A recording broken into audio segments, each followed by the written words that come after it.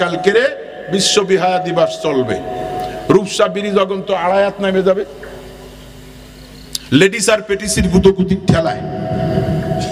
Valentine's day 14ই ফেব্রুয়ারি, মুসলমানের সন্তান আমি বলে যাই, আগামীকালকে কিন্তু শবে বরাত, আগামীকাল রাত্রে কিন্তু ইবাদতের রাত, আগামীকাল জুমার দিন, দোয়া কবুলের দিন, আগামীকালকে শাবান মাসের জুমা। এই শাবান মাসের জুমার নামাজ বাদ দিয়ে, শাবান মাসের শবে বরাতের ইবাদত বন্দেগী বাদ দিয়ে কোন লেডিস আর পেটিস, কোন কি বলে আপনার কুত্তা আর কুত্তি যদি এক জায়গায় হোস, এই ফিলিস্তিনিরা যেভাবে মার খাচ্ছে, ওর থেকেও তুই বাঙালি মুসলমান, আল্লাহ তোরে বিজাতি দিয়ে সাইজ করে দেবে। কেন দেবে তোমারে বিজাতি দিয়ে সাইজ করে? তুমি ভ্যালেন্টাইন্স ডে উদযাপন করবে, এটা মুসলমানের কোনো ডে না, এটা বিজাতিদের অনুকরণ। এই বিজাতিদের অনুকরণ করে তাদেরকে খুশি করবা, আল্লাহ বেজার হবে। আল্লাহ বলবে তুই যারে বন্ধু বানাইছিস, আমি কুফা শামসু টাহা দেবে বাচ্চু। ভ্যালেন্টাইন্স ডে কি ব্যাপার? মুসলমানের কোন দিবস যদি থাকতো তাহলে কুরআন নাজেলের দিবস থাকতো, থাকতো কি থাকতো না?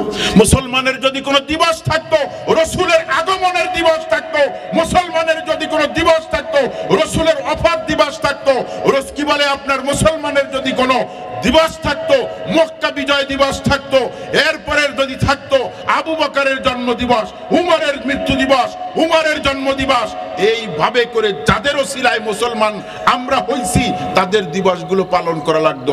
মুসলমানের মধ্যে কোনো দিবস নেই, শুধুমাত্র দুইটা দিন আছে খুশির দিন, একটা হলো ঈদুল ফিতর আর একটা হলো ঈদুল আজহা।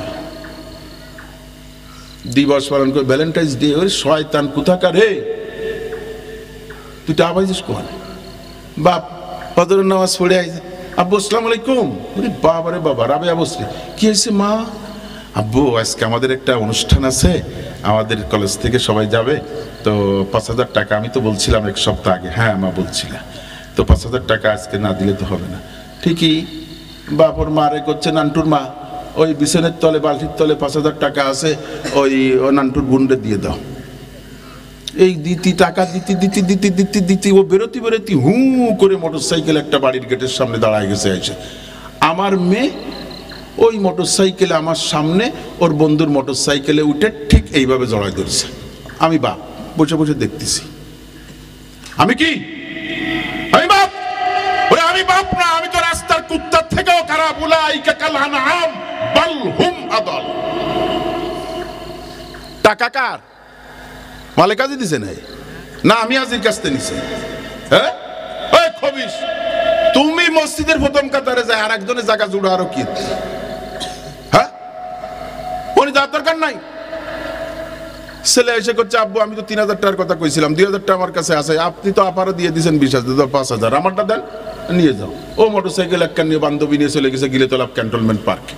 ওনতে এক টান দিয়ে চলে গেছে একেবারে মন্টু মিয়া সাতক্ষীরার ওই আমবাগানে, ওনতে আবার টান দিয়ে রূপসা ব্রিজ, সেনতে বাগেরহাট। রাত 10টার সময় সোয়ালার মায়ে বাড়ি আইছে, এবার পরে গোসল করে ঘরে উঠো, নইলে গস শুদ্ধ গজব পড়বে।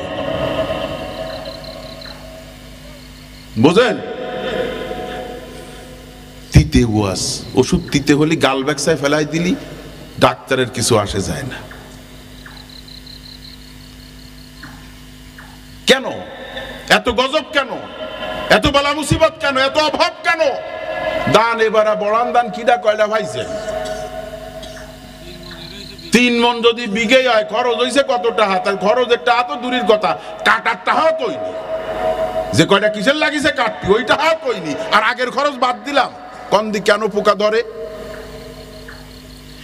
যে এলাকায় সুদখোর বেড়ে যায় ওই এলাকার ফসলকে আল্লাহ পাক, শুনে রাখেন, যে এলাকায় সুদখোর বেড়ে যাবে ওই এলাকার ফসলকে আল্লাহ পোকামাকড় দিয়ে খাওয়াই দেবে। এই পোকামাকড় না খায়, এর জন্য সুদ ভিত্তিক লেনদেন যারা করে ওদেরকে বুঝায় শোনায় বন্ধ করাতে হবে।